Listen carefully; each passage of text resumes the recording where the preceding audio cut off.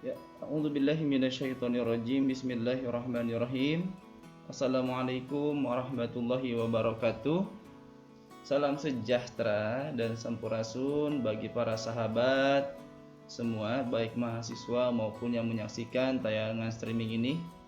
Baiklah, pada kesempatan kali ini kita berada pada mata kuliah statistika pada pertemuan mengenai bab awal statistika, yaitu kita akan membahas mengenai konsep dasar dan definisi statistika, data, jenis dan bentuk data statistika. Dan kita juga akan membahas variabel penelitian, khususnya pada penelitian kuantitatif.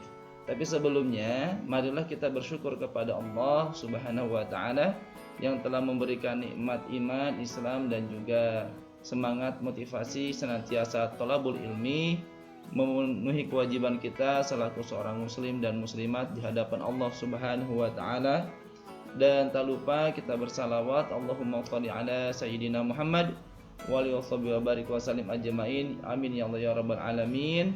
Dan semoga majelis kita ini, majelis ilmu walaupun lewat streaming, pembelajaran dari ini mendapatkan rahmat dan juga keagungan kemuliaan ilmu dari Allah Subhanahu wa taala. Sebelumnya kita mulakan dulu. Seekor kera, kalau kita berikan pisang, seekor kera lebih memilih seikat pisang daripada segenggam emas.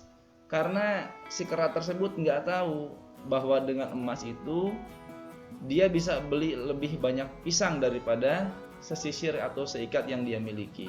Inilah perumpamaan orang yang menuntut ilmu. Banyak orang kikir terhadap dirinya, kikir uangnya, kikir waktunya, kikir pengorbanannya. Padahal kalau dia mengerti dan memahami, dengan ilmu dia bisa mendapatkan dunia dan seisinya, bahkan kekasih sayang Allah di dunia dan di akhirat. Dan sebagaimana Imam Syafi'i rahimahullah ta'ala mengatakan, jika engkau tidak bersusah payah menuntut ilmu, maka bersiaplah. Niscaya engkau akan bersusah payah dalam kebodohan. Jadi silakan pilih susah payah menuntut ilmu atau susah payah hidup dalam kebodohan. Susahnya mungkin untuk menuntut ilmu awalnya lebih sulit daripada orang bodoh, tapi pada akhirnya orang yang berilmu dimudahkan karena ilmunya, seperti itu. Kemudian juga, nah kita masuk ke bab pembahasan statistika. Nah, apa itu statistika? Nah, ini kita akan bahas. Pertama, apa itu statistik? Ini kalau berbicara statistik tentunya akan berbicara seolah hitungan matematis yang membuat orang terkadang menghindari masuk ke ranah saintek karena takut hitung-hitungan matematika. Nggak taunya masuk dia di semester 7 ketemu lagi. Tapi jangan khawatir. Pada pembelajaran statistika di semester ini, karena sudah terintegrasi, dibuatlah kita itu SAP-nya, satuan acara pembelajaran sudah dibagikan, sudah terima semua ya. Kemudian juga dibuatkan modul statistiknya. Ini modulnya sudah dibuatkan dan saya mengapresiasi buat AA dan Teteh yang sudah mengorbankan sedikit isi dompetnya untuk memiliki buku karya saya ini, yang insya Allah ini merupakan suplemen pembelajaran. Kalau orang manajemen pendidikan Islam atau manajemen pendidikan ada namanya sumber belajar, dan kita punya sumber belajar yang kemudian diakomodir dan dimanage sehingga jadilah manajemen pusat sumber belajar. Nah, insya Allah lewat buku ini buku merupakan hasil empiris dan juga kajian analisis selama bertahun-tahun sejak saya S1. Insya Allah akan memudahkan para mahasiswa untuk belajar statistika, meskipun dia memiliki kekurangan dalam logis matematis. Jadi kecerdasan logis matematisnya meskipun tidak cerdas, tidak jenius, atau mengalami sedikit kegangguan, kesulitan untuk belajar matematik, ini membantu karena hakikatnya kita akan belajar lewat software. Makanya ada bukunya, software yang sudah saya bagikan juga linknya, atau mungkin yang mengalami kesulitan bisa menemui di kampus.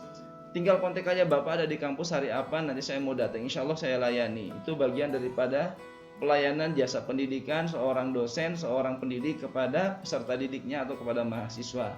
Nah, dan nanti kita juga akan buat link link untuk panduan tutorial menggunakan aplikasinya yang antara buku, link dengan juga nanti ada juga file Excel dibagikan untuk mempermudah.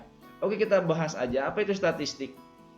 Statistika adalah suatu ilmu. Nah, jadi ilmu nih bukan sembarangan. Jadi bukan sebatas pengetahuan tapi ilmu sekaligus metode dan instrumen atau alat yang mempelajari tentang data. Cara mengumpulkan data untuk selanjutnya dideskripsikan dan diolah kemudian dianalisis dalam rangka membuat kesimpulan yang terukur dan teruji agar dapat ditentukan keputusan yang akan diambil berdasarkan data atau fenomena yang dimiliki atau diamati. Dan dalam penggunaannya, statistik dapat secara luas digunakan dan sekaligus membantu analisis dari keilmuan bidang lain. Seperti dalam ekonomi, dikenal dengan statistik ekonomi dan bisnis dan ekonomika. Dan juga dikenal dengan statistik bidang pendidikan, karena kita kajiannya pendidikan. Ada juga manajemen pendidikan, di mana dari ilmu ekonomi manajemen bisnis ini kemudian diaplikasikan di dunia pendidikan untuk memajukan mutu pendidikan, sehingga kita kenal dengan ilmu manajemen pendidikan. Ternyata ada model pendidikan Islam di Indonesia, sehingga ada manajemen pendidikan Islam, bagaimana memanage lembaga pendidikan secara profesional dan Islami. Demikian. Nah, di sini kita bahas dulu, ada kata di situ di garis besar namanya data dan cara mengumpulkan data. Nah, apa sih data? Nah, ini yang jadi masalah karena semua harus based on data. Semua berbasis data. Hari ini kalau orang bicara tanpa data disebut hoax. Sama apabila kita belajar sesuatu, menerangkan sesuatu, mendapatkan informasi dari manapun harus ada datanya. Maka apa itu data? Data adalah keterangan atau fakta mengenai sesuatu hal yang bisa berbentuk kategori atau bilangan. Jadi bisa bentuknya kategori, bisa bentuknya kualitatif maupun bilangan atau kuantitatif. Maka kalau Anda penelitian, di kualitatif ada data kualitatif, di kuantitatif ada data kuantitatif. Kalau bentuknya informasi kategori namanya kualitatif, kalau bentuknya angka-angka yang kemudian nanti dideskripsikan namanya kuantitatif, begitu. Nah, kemudian terkait dengan data, kita terkadang harus bisa membedakan mana informasi dan mana data. Apa sih bedanya data dengan informasi? Oke, kita lihat dulu. Ini dari berbagai macam pendapat. Ada informasi misalkan begini. Tuh di SDN Tunas Bangsa ternyata akreditasinya, mutu pendidikannya, kategorinya terakreditasi sangat baik. Itu informasinya. Kemudian maka informasi ini sifatnya masih global, maka harus didukung dengan data. Nah, jadi bisa jadi informasi yang didapatkannya memiliki tentang mutu pendidikan sangat baik. Kemudian mahasiswa datang ke lapangan, mendapatkan datanya bisa beda-beda. Ada data tentang sarana prasarana, ada data siswa, ada data prestasi siswa atau nilai ujian, data fasilitas sekolah, ada data tentang bimbingan konseling dan lain-lain data. Nah, jadi informasinya bisa jadi umum global, tapi kemudian datanya sifatnya khusus. Maka data ini didukung dengan indikator nantinya. Jadi kalau nanti kita bahas di slide berikutnya. Jadi ada informasi, Pak, ada demo di Unsika misalkan gitu ya, informasinya ada demo, maka datanglah wartawan. Wartawan ini lewat informasi awal bisa dapat data yang kemudian berbeda-beda. Ada yang mendata berapa jumlah perempuan yang demo, ada yang mendata jumlah anggota BEM saja yang demo, ada yang mendata berapa jumlah dosen yang turun menangani demo. Sehingga kalau disatukan informasi jadi utuh, dan ini yang disebut informasi yang aktual dan komprehensif. Oke. Kita bahas juga kemudian jenis-jenis data. Nah, ini jenis-jenis data teman-teman bisa lihat di bukunya ya. Jadi sudah ada sebenarnya di bukunya, kita cuma membahas ulang supaya memperdalam saja lewat kajian-kajian pertemuan semacam ini. Kalau pertemuannya lewat Zoom meeting terkendala terkadang oleh yang namanya sinyal dan kuota, makanya diambil alih, diambil siasat melalui metode daring, yaitu menggunakan YouTube channel. Selain mudah, bisa ditonton kapan saja di mana saja. Oke, kita akan lihat jenis-jenis data ya. Nah, kalau ternyata di dalam kajian kita di buku bisa dilihat di halaman 5 ya. Oke, teman-teman bisa lihat di halaman 5. Di situ ada banyak sekali jenis-jenis data, tapi di sini kita akan membahas dua jenis data saja. Yang pertama yaitu menurut jenisnya. Nah, jenis apa? Jenis pendekatan penelitiannya. Dan juga ada menurut cara memperolehnya. Kita bahas jenis data yang sering digunakan dalam penelitian dulu. Nah, biasanya kalau Anda penelitian nanti di bab metodologi itu ada pendekatan penelitian. Ada pendekatan kualitatif dan kuantitatif, semacam demikian. Dan di sini apa itu pendekatan kualitatif dan kuantitatif? Kalau kualitatif adalah data yang dinyatakan dalam bentuk keterangan, kategori atau atribut, atau dengan kata lain adalah data yang tidak berbentuk angka. Jadi datanya non numerik, bukan angka gitu. Itu namanya kualitatif. Contohnya, tingkat pendidikan di Arab Saudi terdiri atas tamatan SD, SLTP, SL dan juga PT. Misalkan kita membahas tentang Unsika ya. Di Unsika datanya nih terdapat 4 prodi, yaitu prodi PAI S1, prodi PAI pasca sarjana, prodi MP dan prodi PIAUD. Itu kualitatif. Nah, kemudian ada data kuantitatif, yaitu data yang dideskripsikan dalam bentuk angka atau numerik, baik angka mutlak ataupun angka relatif. Nah, begini. Kemudian kan tadi kita lihat bahwa di Fakultas Agama Islam ternyata ada yang namanya prodi PAIS 1, prodi PAIS 2, prodi PIAUD dan MPI. Lalu kemudian kita buat kuantitatif, membuat data keterangan 1. Jadi nomor 1 itu PAI, nomor 2 pasca PAI, nomor 3 MPI, nomor 4 data tentang PIAUD. Maka sudah berubah. Ketika Anda menggunakan numerik, maka bisa berubah datanya menjadi kuantitatif. Hanya saja untuk pendekatan kuantitatifnya sendiri pada analisisnya menggunakan analisis statistik tadi untuk menjawab analisis dan juga hipotesisnya. Demikian. Nah, kemudian cara memperolehnya data primer, data sekunder. Nanti kita jelaskan lebih dalam lagi sebentar dulu ya ATT ya. Nah, ada data primer. Nah, ini yang sering digunakan dalam penelitian TTHA atau mahasiswa. Juga siapapun peneliti dia pasti menggunakan data primer, data sekunder. Apa itu data primer? Yaitu data primer adalah data yang dikumpulkan, yang diolah sendiri oleh suatu badan atau organisasi atau lembaga, baik pemerintah ataupun swasta. Nah, jadi kalau data primer itu data yang dimana peneliti ngambil langsung datanya. Misalkan begini, ya, AATT mau meneliti tentang hasil belajar siswa.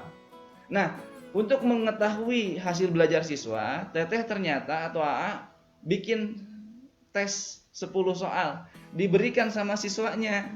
Nah, setelah itu siswa mengerjakan, dapatlah hasil belajarnya. Itu namanya data primer. Jadi TTHA langsung turun tangan ngambil datanya. Nah, kalau data sekunder, data sekunder adalah data yang diperoleh dalam bentuk yang sudah jadi atau dari tangan kedua. Misalkan AATT tadi tentang hasil belajar ya.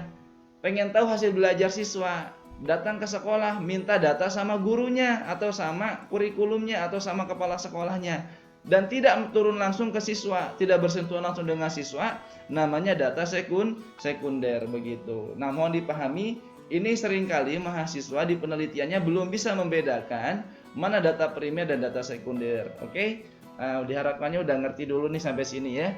Kalau ada pertanyaan nanti bisa kita sharing di WhatsApp atau juga bisa japri ke saya, nanti insya Allah dijawab lagi lewat link YouTube. Kemudian kita akan bahas sedikit nih tentang ragam bentuk data kuantitatif.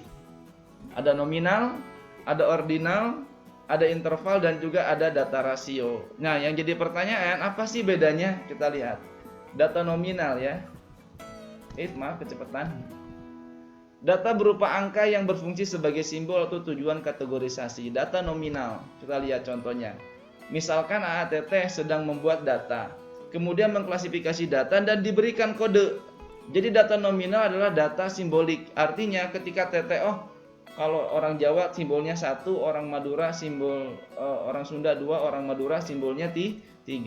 Laki-laki itu 1, perempuan itu simbolnya angka 2. Kemudian metode pembelajaran CTL 1, konvensional 2, maka sudah menjadi data nominal. Ini kuantitatif, data kuantitatif. Ya, ada data ordinal. Nah, kalau tadi nominal hanya untuk kategorisasi, mengklasterkan sesuatu berdasarkan bidangnya masing-masing. Kalau di sini untuk menentukan ranking, misalkan ditentukan bahwa juara 1 sepak bola Arema 1, Persebaya 2, Sriwijaya 3. Nah ini juga, ini ada data angka, adalah data ordinal untuk menentukan urutan atau ranking. Nah ada data interval sebagai simbolisasi atau kategorisasi, tapi di sini lebih ke interpretasi. Contoh begini, kita lihat ya, sebentar turunin dulu videonya, set. Nah, kita akan membahas tentang motivasi belajar siswa, lalu dibuat kategorisasi, dibuat urutan interval. Kalau nilainya 0 sampai 2,5 itu sangat rendah, 2,51 sampai 5 itu rendah, 5,01 sampai 75 itu tinggi, 75,01 sampai 100 sangat tinggi. Nah, di sini menandakan adanya interval. Jadi ada kategori berdasarkan hierarki begitu, urutan tertentu. Ada juga data rasio. Nah, di sini ada data rasio ya.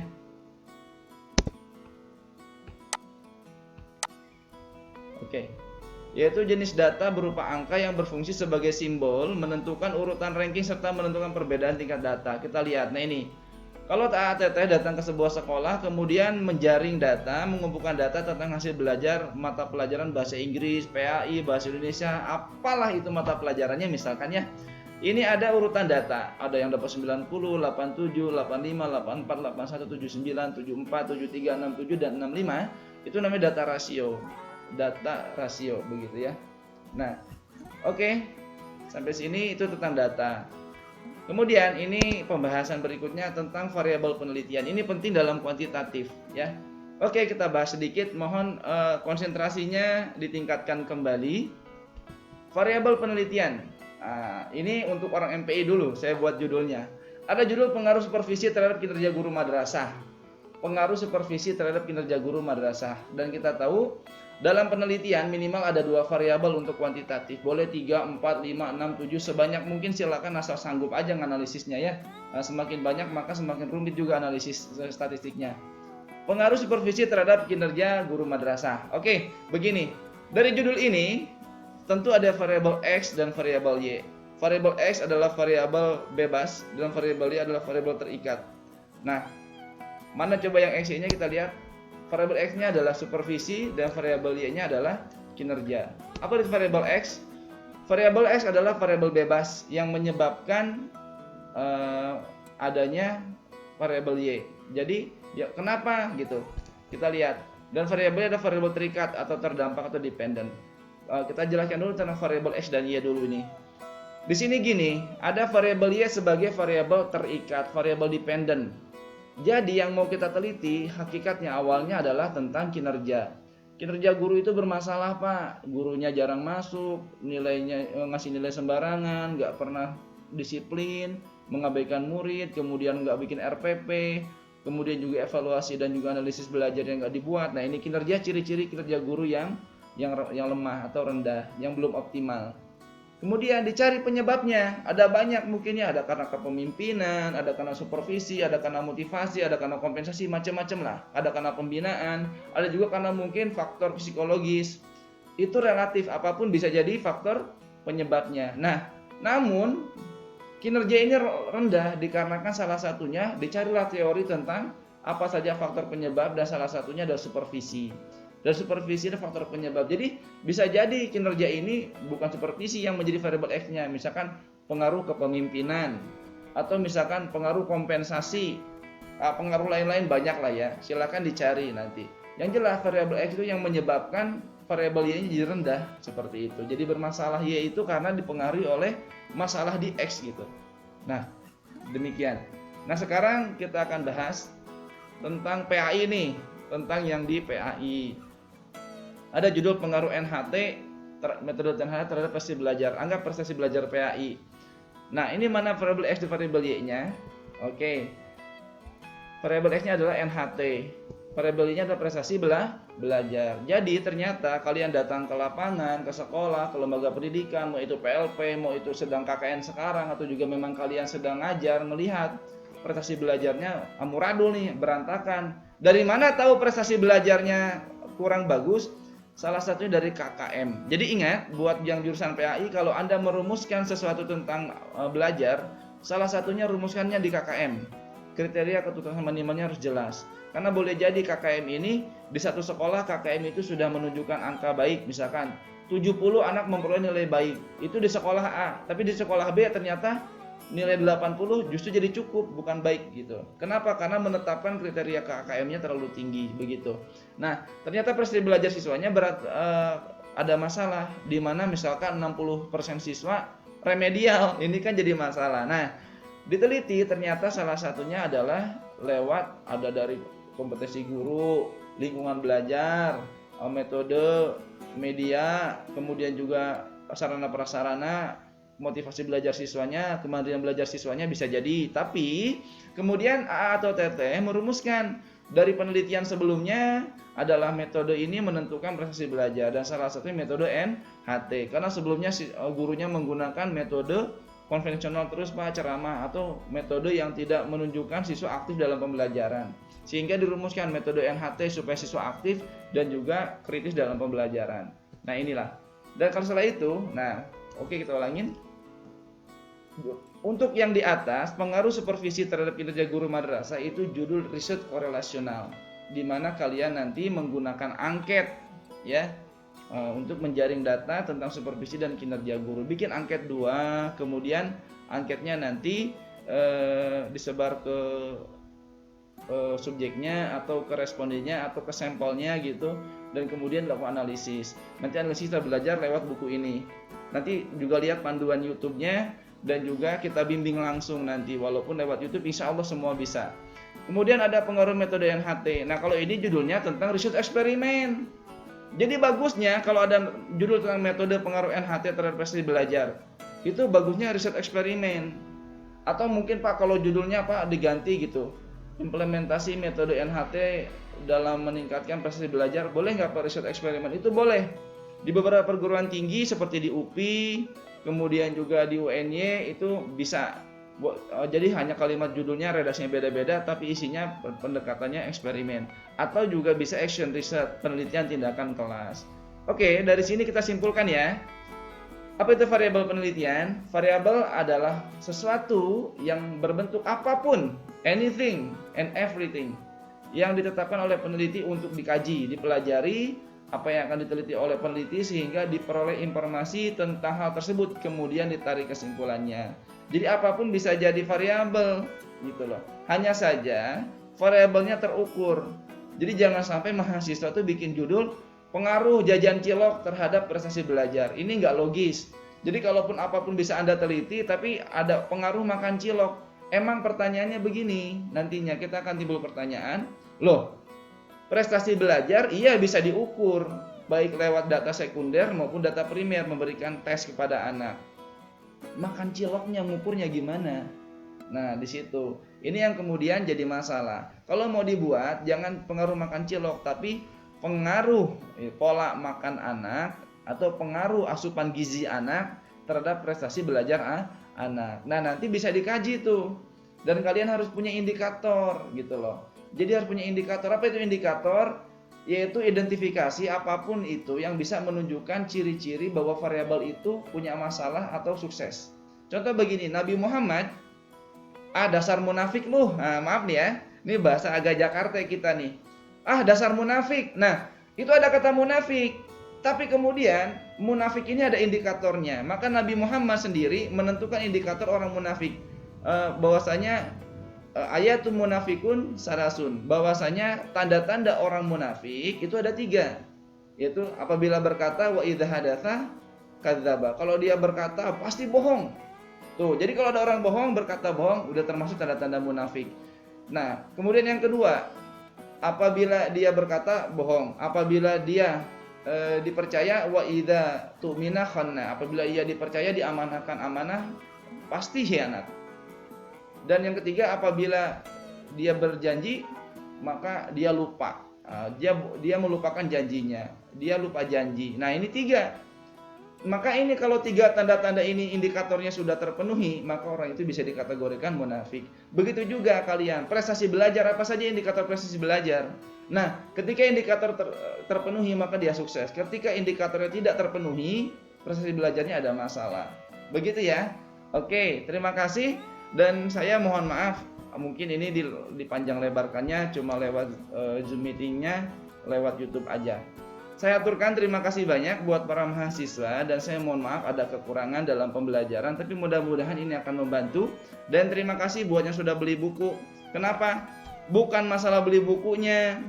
Nah, dalam Ta'limul Muta'alim ada 6 syarat menuntut ilmu. Salah satunya adalah kudu boga bekal, harus punya bekal, yaitu salah satunya bekal pikiran, bekal visi, dan bekal uang. Berjihad dengan harta dan diri. Nah, saya sangat mengapresiasi. Pak, kalau enggak, apakah beli buku terkait dengan nilai? Enggak, maaf, saya tidak menjual nilai. Saya menawarkan kepada mahasiswa, dan mahasiswa yang alhamdulillah sudah mengklik Zoom Google Formnya dan mengisi pemesanan. Terima kasih, semoga Allah ganti dengan rezeki yang lebih baik, karena ini jadi sedekah. Dan Anda bisa lihat ya, di sini adalah rak buku saya, insya Allah bukunya juga banyak. Dan di sini apakah menandakan buku banyak itu orang pintar? Enggak.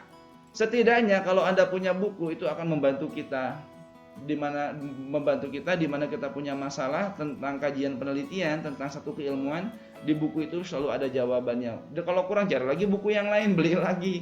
Dan insya Allah orang yang ternyata berkorban di jalan Allah, ada 3 orang yang insya Allah rezekinya dimudahkan. Pertama, orang yang mau nikah. Jadi kalau Anda mau nikah jangan ragu-ragu, ada rezekinya. Yang kedua, orang yang bayar hutang, itu dimudahkan rezekinya. Jadi kalau Anda punya tetangga, punya saudara, atau Anda sendiri punya hutang, coba-coba lari dari hutang, maka hidup Anda semakin sempit. Dan yang ketiga, orang yang berjihad di jalan Allah atau yang menuntut ilmu. Oke, terima kasih banyak. Dan saya mohon maaf, ini sebatas saling berbagi ilmu dan rasa kasih sayang karena Allah. Hadza wallahu yar'ana wa yafaduna. Subhanakallahumma wa bihamdika asyhadu an la ilaha illa anta astaghfiruka wa atubu ilaik. Wassalamualaikum warahmatullahi wabarakatuh.